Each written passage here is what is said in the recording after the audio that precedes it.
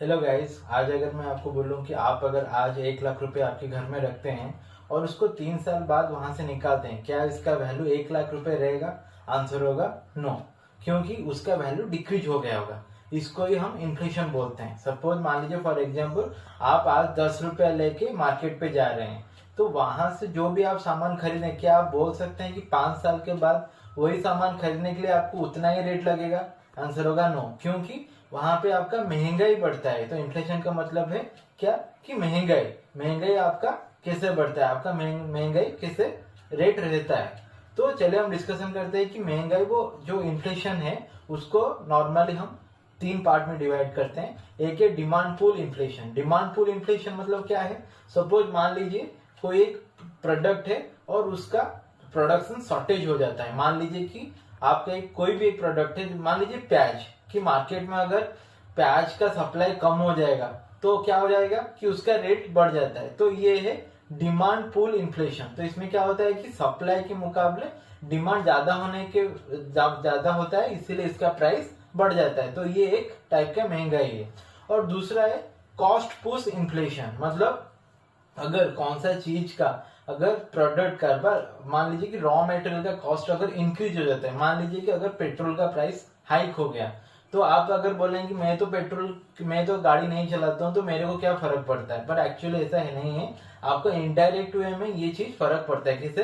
कि मान लीजिए कल अगर जाते हैं कोई आप ग्रोसरी खरीदने के लिए या फिर कुछ भी खरीदने के लिए, तो उसके ट्रांसपोर्टेशन के लिए तो पेट्रोल लगता है। तो मान लीजिए कि उसको अगर सप्लाई को वहां पे पहुंचाने के लिए अगर 10 रुपए खर्चा आता होता, तो पेट्रोल का रेट बढ़ने के बाद तो प्राइस बढ़ जाएगा, तो ऑटोमेटिकली वो फिनिश प्रोडक्ट का भी प्राइस बढ़ जाता है। तो इसको कॉस्ट पुश इन्फ्लेशन बोलते हैं।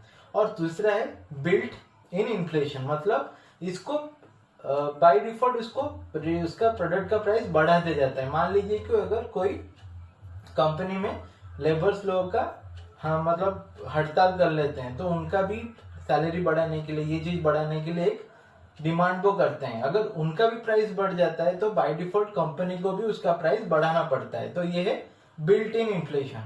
तो ये है टाइप्स ऑफ इन्फ्लेशन। तो अगर हम बात करेंगे इन्फ्लेशन क्यों बढ़ता है, कॉजेस ऑफ इन्फ्लेशन की अगर हम बात करते हैं, तो उसका एक पार्ट है एक्सेस ऑफ मनी। मान लीजिए कि अगर मार्केट में या फिर पूरा मार्केट में अगर मनी का सप्लाई ज्यादा हो जाता है, इसीलिए तो उसके बाद क्या होता है कि हर लोगों के पास अगर पैसा आ जाता है तो नॉर्मली क्या होगा कि डिमांड इंक्रीज हो जाएगा। तो अगर डिमांड इंक्रीज हो जाता है तो ऑटोमेटिकली उस प्रोडक्ट का प्राइस ऑटोमेटिकली बढ़ जाता है। मान लीजिए कि जैसे